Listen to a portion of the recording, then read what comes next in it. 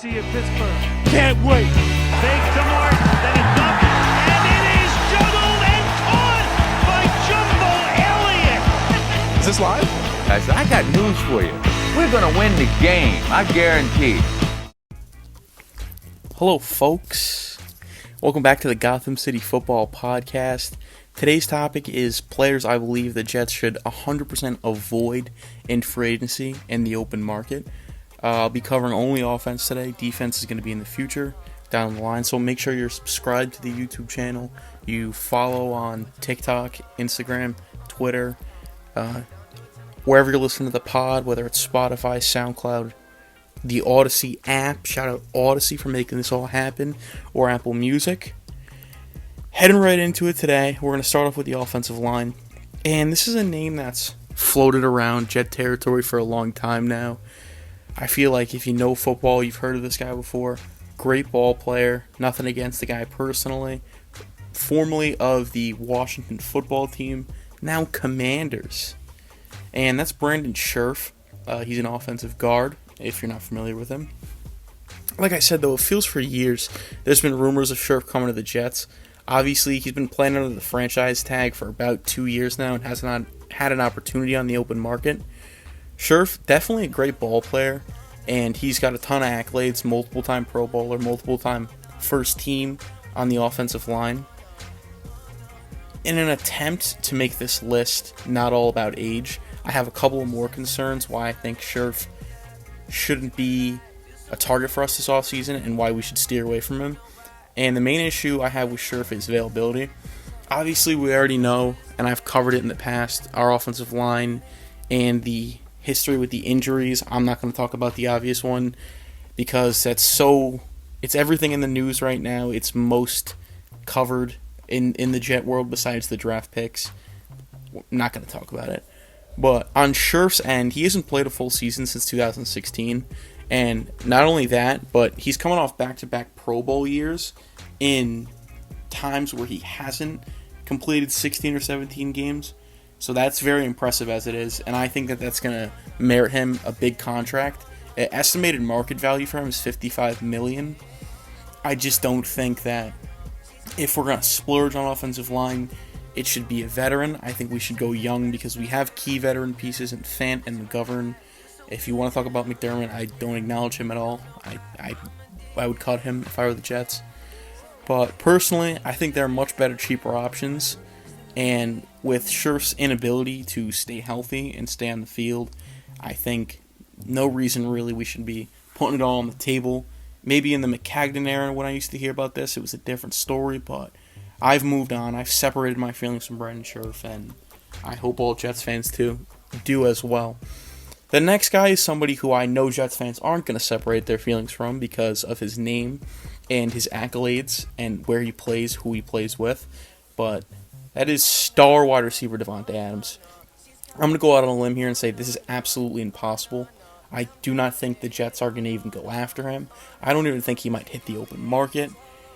But for hypotheticals, if he does hit the open market, if there's an opportunity to sign him, there's really no way he's going to pick the Jets. Like, I'm not trying to be Debbie Downer over here on the team, blah, blah, blah. You can say whatever you want. He has an opportunity if Rodgers goes somewhere else to follow Rodgers, and then many people don't know this, but him and Derek Carr played together in college, and I think that they are still good friends. I know that they're still good friends. I think that if he doesn't go with Rodgers, he's going to follow Carr out there to a team that has some upside and needs receivers. Obviously, Renfrow is a great utility guy. I wouldn't say he's a wide receiver one, and I wouldn't bank on him being a wide receiver one next year for Las Vegas, but I just think that he's really not going to pick us. I don't think there's any shot. Nothing like being a casual and saying, blah, blah, blah, it's the Jets. I think there's more to us than that. I just think that he would want to be with a rookie quarterback and want to be in an opportunity where he could win now within the next year or so, and that's not our window right now. We're not going to the Super Bowl this year or next year, so baby steps, and we've seen in the past the quick reboot, quick rebuild, it doesn't work, where you just sign guys to have big names, make sexy free agent signings and sexy picks to try to fix the ship and right some wrongs, and it doesn't work. I've covered that with Joe Douglas and my evaluation of him. You should go check that video out now. Otherwise, that's pretty much it on Davante. Expectations shouldn't be high for him. And why even waste time making the claims? Because I don't think he's coming here.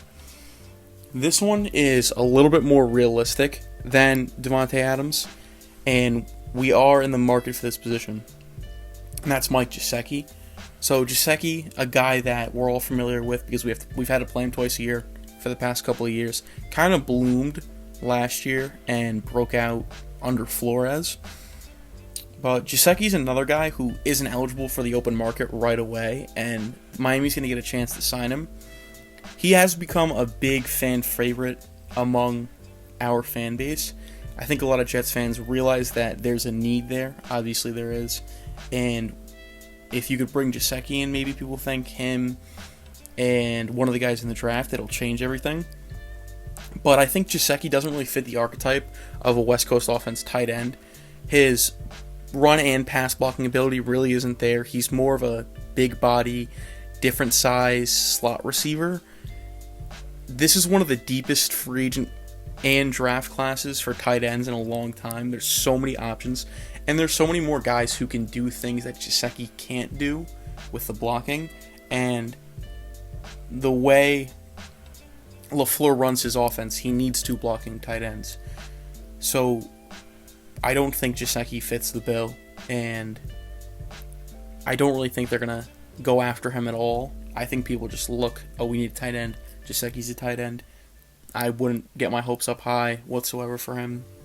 And I wouldn't really attack him if I were the front office, if I was Douglas. And I love Middleton. I don't think those two go together. I think Gesicki's kind of more of a brash player, where Middleton wants those more grounded guys who let their play on the field do the talking. My next guy, and this kind of goes for anybody at his position really, who is going to merit a lot of money or more than the average contract. I've seen rumors about Melvin Gordon, and the Jets should go after Melvin Gordon. I hope by now that us as the United Jets fan base under one Woody Johnson have all learned that paying high-end running backs is not the route and should never be the route, no matter who you are. I'm going to use that as the main reason why, like I said, not to sign any high-end running back for ever for the rest of the time as the Jets organization. Plus, we have Michael Carter as our lead back. I do think we should get a third down running back, whether it's a cheaper guy. If Rojo's asking price isn't that high, if we can secure him for 5 or 6, I would love Ronald Jones, because he's a guy who can catch passes and a guy who is kind of a big body who we could use on third down. I don't know if he's going to be asking for that much, or that little, I should say. But there's guys in the draft too. Brian Robinson is a guy I love who could be our third round back, and we could probably get him in the 4th or 5th. I just think if we have all the money right now, so many better places to put it to use. Here's another big name wide receiver that I necessarily don't hate if we were to sign him, and I think there's kind of a little bit more of a percentage than there is for any of the other guys on this list, because he's kind of coming off of a down year and his money asking price might not be the same. But that's Allen Robinson. I think, though, Allen Robinson is going to want to go somewhere similar to Davante Adams, where he can win now.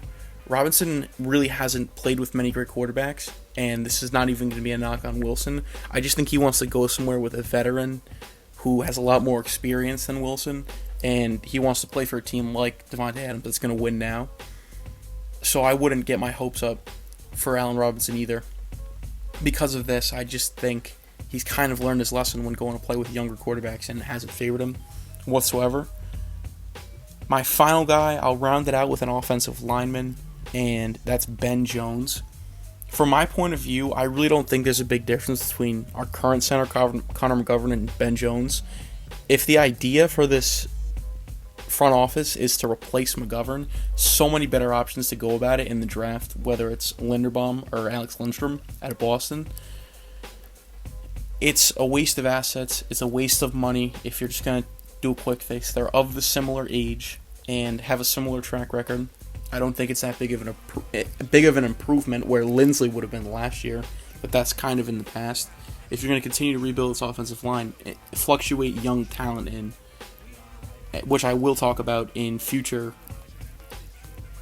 guys who the Jets should sign in free agency. But I don't think Ben Jones is the answer at center, and I don't think the Jets will even try to go after Ben Jones. Thank you for tuning in. This has been another episode of the Gotham City Football Podcast. Make sure to follow on Instagram, TikTok, Twitter. Subscribe to the YouTube. I appreciate you listening. Thank you for consuming another episode of the Gotham City Football Podcast. And let's go Jets.